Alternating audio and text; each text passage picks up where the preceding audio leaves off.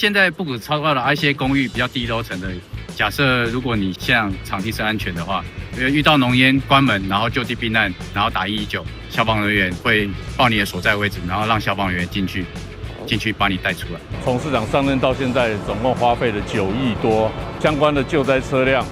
消防车有99辆，相关的救灾车辆达到222辆，明年还有2辆的云梯车会启用，包括明年的总共有7辆的云梯车，在云梯车的采购上就已经花费了2亿多了，所以在这个可以证明说，市长对消防救灾设备的更新、替换方面是非常的照顾，希望这些设备都不要用到，但是在用到的时候能够及时发挥它的作用。它是我们市场任内第一部最高的52米的云梯车市场任内总可以汰换了5台云梯车，前面4台的部分都是32公尺的，这是第5台是最高的52公尺的，采用我们瑞典大厂的全新底盘这些安全装置包括 AEB 的自动紧急刹车跟我们车侧的稳定的部分平台负重的话可以到达500公斤出水量可以到3800公升。这台就是更偏向于有电脑辅助控制，在操作的顺畅度之类的，就是比旧的311车还要更快速了。它架梯只不用大概20秒就可以把梯子架好。总共有大概目前是22台无人机然后我们的消防机器人总共有12台，都有搭载相关的我们的热显像仪，可以从空拍监视我们火场的温度，还有我们的消防机器人也是有搭配我们的热显像仪跟我们的五用气体探测器，可以探测我们现场的一些有毒的气体。空拍机的部分，它还有结合我们的 AI 的一些辨识功能，可以辨识我们的除了水域的人像跟我们山域救援的人像，这些都有透过一些 AI 的科技来做结合。掌握施政3分钟，台南进步向前冲。启用云梯展地护家园，卫星火柴天力器。为了因应这个新形态都市的高楼林立，消防设备高空救火或者高楼救火的时候，非常需要更精良的装备。我们特别斥资3650万来购置52米高的云梯车，可以说是目前为止台南市也是最高的云梯车。所以说面对将近16层楼高楼的火警是可以进行灭火的动作，加上它水柱的高度这样上去的话，可能将近20层楼高的这个火灾都可以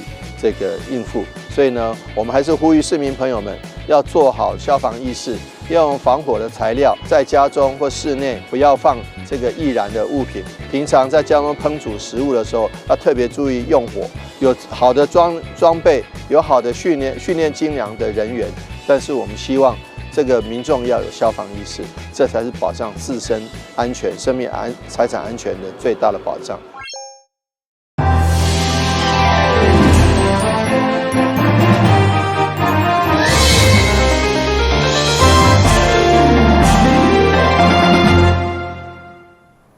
你好，我是俊杰，欢迎收看5月19号中嘉台南电影新闻。因应南科人口拖到周边的区域，并疏解溪北甲溪南的交通问题，议员蔡秋兰透过总日巡关心南41线嘉义西港跨闸门溪连接阿兰区的交通建设。该建设因为征收甲工程款预估需要71亿，所以议员希望市府积极向中央争取，早一天取得用地，进一步规划设计。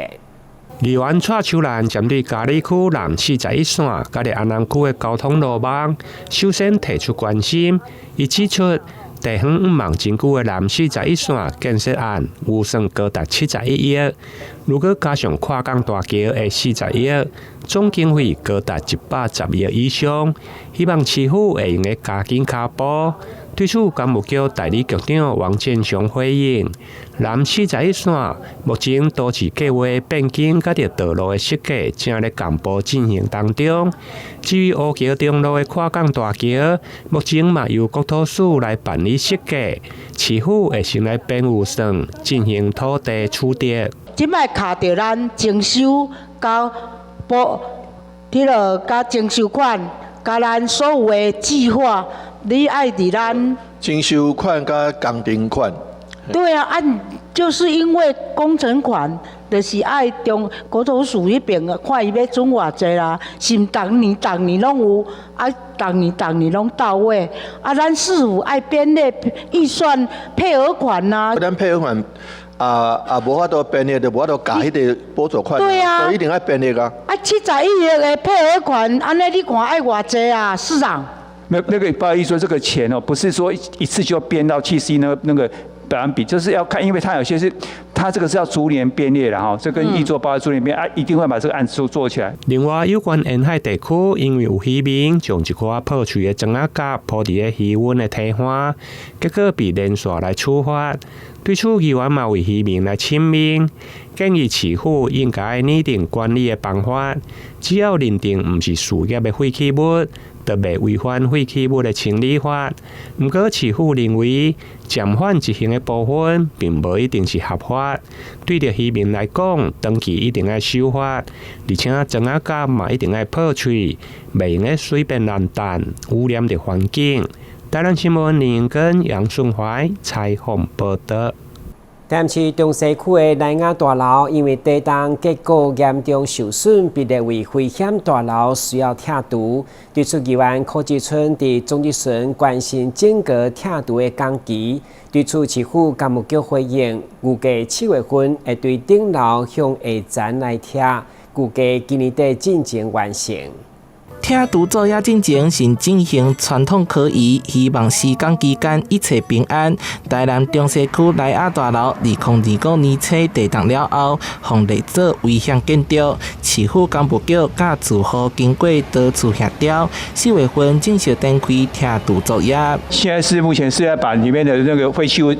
先把它拆下来。第二个，也就是说假设工程支撑，避免拆除过程中的危险。那预计在7月份就开始从12楼开始往下拆。它预定到年底可以工程完成吗？可以拆完吗？是啊。要搁距离拆除作业开始到达已经1个月。议员柯志春伫总咨询时，除了关心整体工程进度，也烦恼长达几啊个月的施工期间，恐惊影响墙壁店家生意，甚至是交通冲击，建请市府研议营业税减免措施。伊若封路甲封批刷，一定加减会影响到阮遮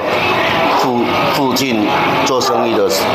生意啊。就是莱雅大楼它本身的土地是仁爱之家的啦，仁爱之家这个因为它是公益团体，所以地价税是可以不用，是可以减免的哈。那周围大概有40户左右的房屋是会受到这个施工的影响。是。那我们会依照公务局这边给我们照册受影响的这个住户哈，我们会依照他提供的清册，好，那在施工期超过6个月以上，我们会来予以减免房屋税，那也会跟国税局这边来建议减免营业税。财税局回应，伫拆除作业期间，大楼内底83户住户拢未收房屋税，同时向南区国税局协调，伫工程动线内底受影响的店家会减免营业税。干部局也强调，整个拆除作业分2阶段，前3个月对交通冲击较细，7月份过后实际拆除有个冲击较大，到时议员会尽量维持府前路通行。要搁拆外墙的时阵，也烦恼建材会落落来，到时阵会做部分管制。台南新闻林根杨说怀采访报道。台南市政府宣布年度指标的伴手礼竞选活动，也是台南好礼正式登场，并且同步启动台南好礼品牌 logo 证件，邀集全台优质的业者甲设计创作者参加，希望提供大家一看就知影是台南的品牌形象。而第一名奖金8万块，总奖金达到16万。大位业者展示以关庙往来礼网顶台南在地食材所打造的特色伴手礼，搁有甲芳米加入卤味，做成有台南甜的饮食特色伴手礼。这拢是正经入选台南好礼的店家。台南市府宣布，今年的评选活动正式启动。我们现在台南首选台南 Select。就要选出什么？选出最棒我们的台南的代表性的礼品，台南好礼的商品。然后知道台南人很好礼，那每一年选拔下来，都可以作为来台南购物的参考。今年好礼评选类别分做会当食的甲袂当食的，有计用3个阶段审查出60件商品。最后各位当中选出20件台南好礼，同时也搁制出台南好礼品牌 logo 证件。第1名会当摕到8万块，总奖金加起来有16万。从6月15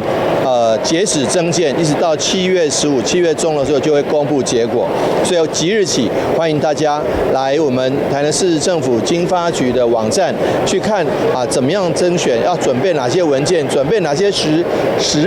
际的东西哦。活动将伫7月中公布定选结果，也拄好赶上中秋节送礼需求，协选店家除了会当摕到台南好礼品牌标识，也会当参加推广活动甲展售会等行销资源，协助业者拓展市场甲提升品牌声量。台南新闻社会采访报道。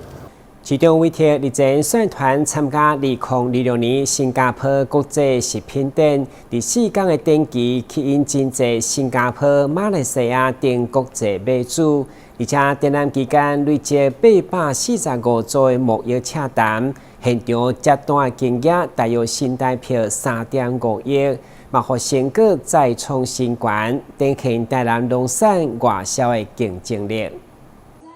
2026新加坡国际食品展期间，市长委托率农业局团队以及台南13间有机业者参展，在短4天内就吸引各个买家落单订货，创下1100万美金的外销订单，展现台南农产在国际上的竞争力。随团的业者表示，过去在国际市场拢是单打独斗拼生意，这次了市府协助拓展市场，让因的产品更被国际看到。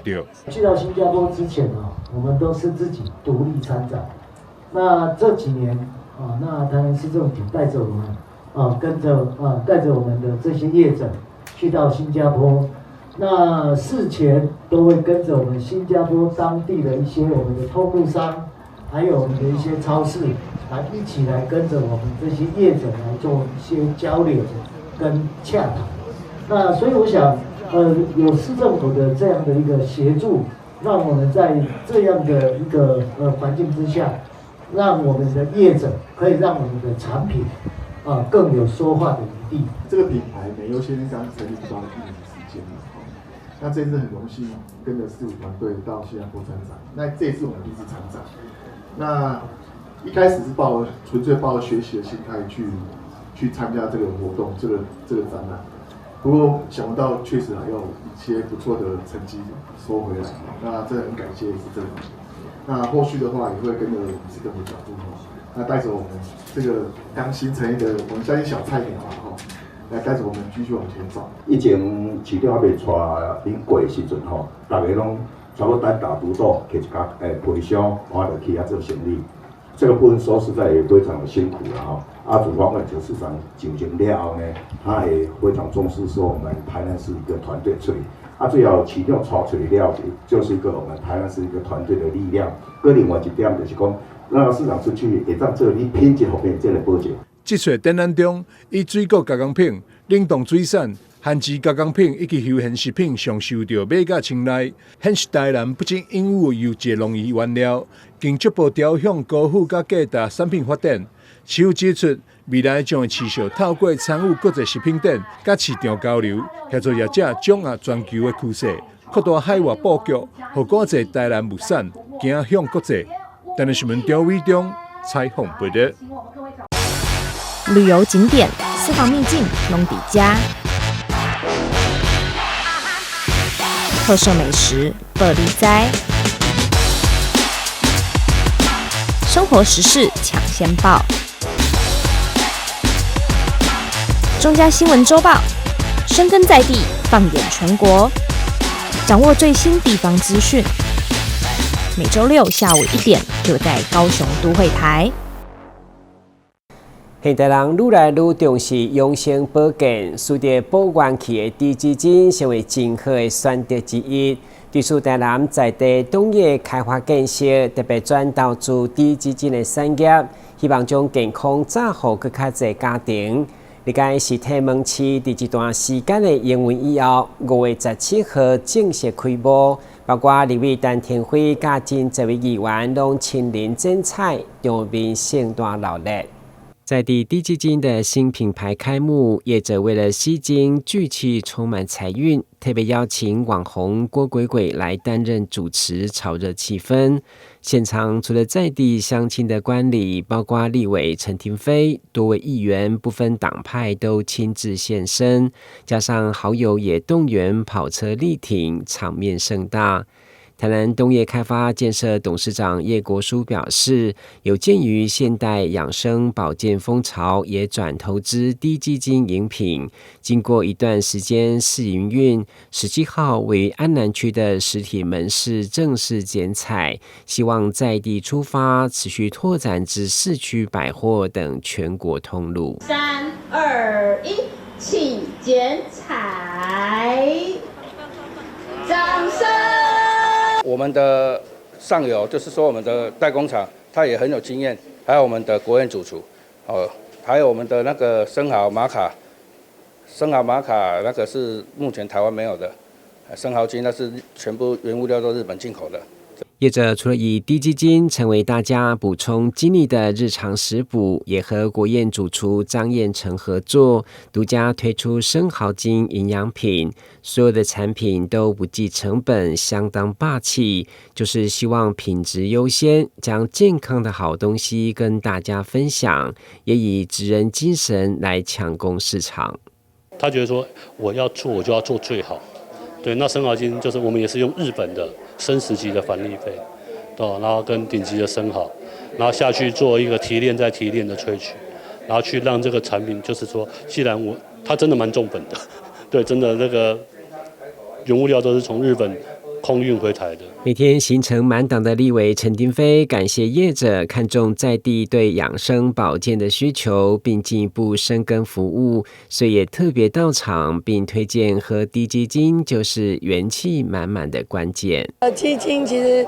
对于我们这一点点的一个补充，其实就可以让我们精神100倍了。所以我们一直很推动说，用这样的一个补充，让大家平常在忙的时候可以补充这些营养成分，而且让你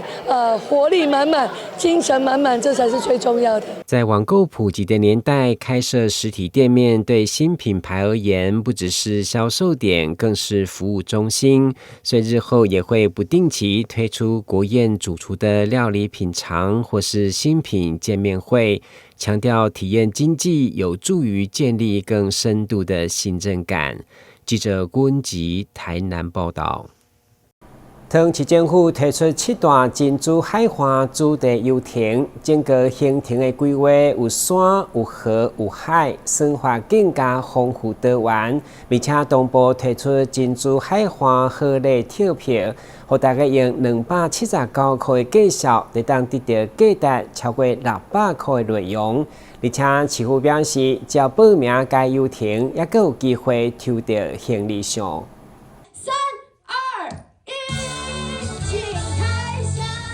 夏天到来是最适合玩海的季节，桃园市政府推出7大珍珠海岸主题游程，行程横跨山河海，玩法更加丰富多元，并邀请自然观察家刘克湘老师到访游历，邀请大家在这个夏天来到珍珠海岸，用双手划桨、双脚踩踏，留下精彩故事。带20-30个人，用搭火车或高铁，或者用客运抵达珍珠海岸，然后再进行走路或骑单车。那我用这种的方式是，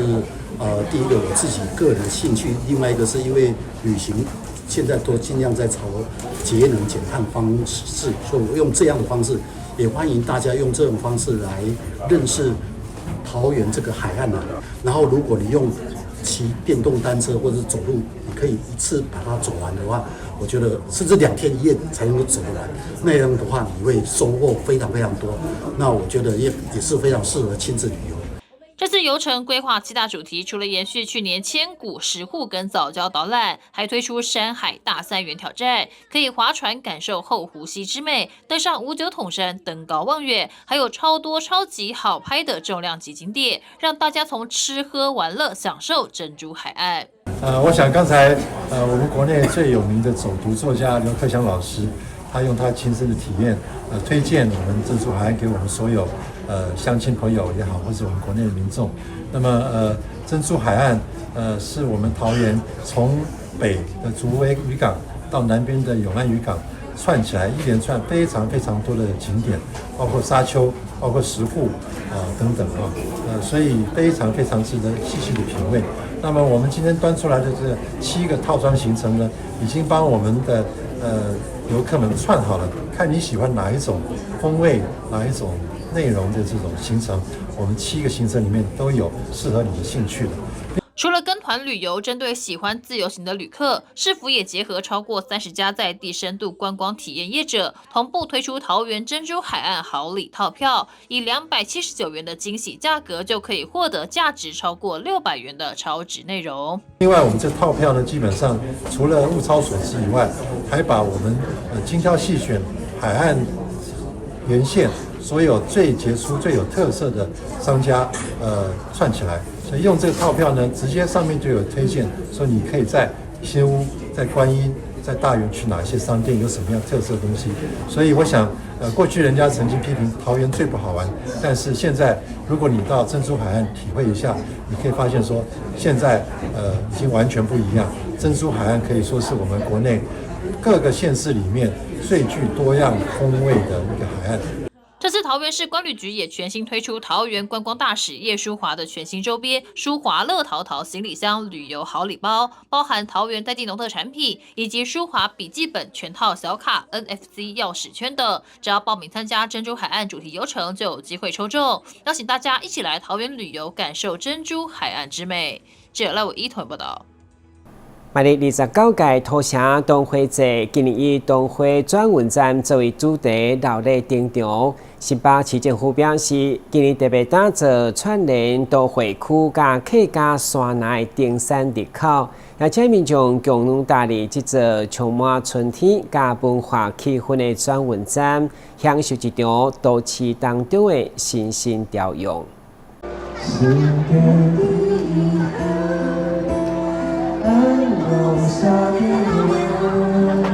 新北市客家局长刘冠莹难得开金嗓，唱起客家歌曲来，吸引台下民众听的是如痴如醉。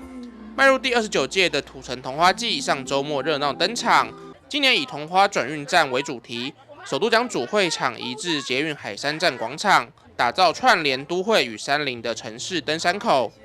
而新北市长侯友宜也出席开幕活动，邀请民众在春日微风与桐花飘落中，感受从城市喧嚣转换到山林静谧的疗愈氛围。新北市长侯友宜表示，今年桐花季不只是赏花活动，更透过规划桐花健行步道，串联新北各山区路线，让民众能从市区出发，走进自然山林，体验慢活与生态之美。新北桐花季由土城开始，已经走了29年。那今年非常非常的特别，我们特别规划了桐花健行步道，有7个区域，除了土城、莺歌、新店、深耕、石碇、瑞芳、新店，大家一起到我们最美丽的桐花步道来走一走。那我们也同时对哈客馆来凝聚我们新北市67万的客家族群，来传统文化的沿袭。到目前为止，我们已经在今年底就会完成11间，未来会完成15间。希望客家族群在所有的哈客馆里面，能够对他们的语言、文化、技艺都能够延续下去。而土城区长周敬平则指出，今年土城桐花季活动迈入第29届，首次将活动场域延伸至捷运站前广场，希望吸引更多民众参与，同时也不忘持续推广桐花公园的桐花步道，鼓励大家一起走进山林，亲近自然。土城桐花季其实是全台湾第一个举办的，所以它具有非常重要的历史文化的意涵。那我们今年呢就更不一样了，因为我们已经迈入29年头，即将30年了，所以我们第一次从山上，然后移到我们新完成的海山捷运站的广场，这个地方才在今年初完工。那整个场地非常的棒，所以我们在这边来办我们的桐花季也相当的好。你看今天非常的热闹，很多的摊位，还有很多的民众都到这边来。那当然，我们除了在这边，我们在山上也有设点，我们没有把山上忘记。主要还是要到山上去走一走、看一看。我们土城的桐花非常的漂亮，相当的美，绝对是你想象不到的。所以欢迎到我们的桐花公园，还有到我们山上天上山也好，还是我们所有的山系，我相信可以让大家看到非常特别的桐花，也可以来看看不一样的土城。活动现场除了邀请金曲歌王罗文玉等艺人开唱，并结合客家、原民与在地学校团体的演出，展现多元文化特色。而人气吉祥物发筒奖也现身带动气氛，吸引大小朋友互动合影。而新北市客家事务局今年更推出全新客家 IP， 透过创意设计与装置艺术，让活动更具新意，并结合拍照打卡抽奖活动，提升民众的参与感。我们今年的7个区域的践行的规模范围比去年大蛮多的，因为以往那个去年没加入的那个石碇，今年也加入了。不对，对不起，这段让我讲。去年没加入的深坑呢，今年也加入我们桐花小旅行。所以除了旅行的范围比较大之外，我们今年也有新的客家 IP， 就是发筒奖的出现。所以它在每一个区域都会出没，然后跟小朋友互动，带大家去践行。不管是客家品牌的 IP 化，或者是旅行的地图，都比往年的规模再更扩大。我们的那个打卡的话，就可以换小礼物，然后还有如果你有跟发筒奖拍到照的话，也可以参加我们野餐店的抽奖，然后还有很多抽奖大的，包括 iPad 或者 iPhone， 就欢迎你们来带回家。除了舞台表演，现场也设有童玩体验、市集与 DIY 活动，并推出几点抽奖，让民众在赏花之余也能享受多元互动体验。区公所表示，希望透过桐花季活动，结合文化、观光与自然生态，让土城能成为大台北地区重要的春季旅游据点。记者肖松新北场报道。感谢收看5月19号的中嘉台南电新闻，我是顾文杰，咱再会。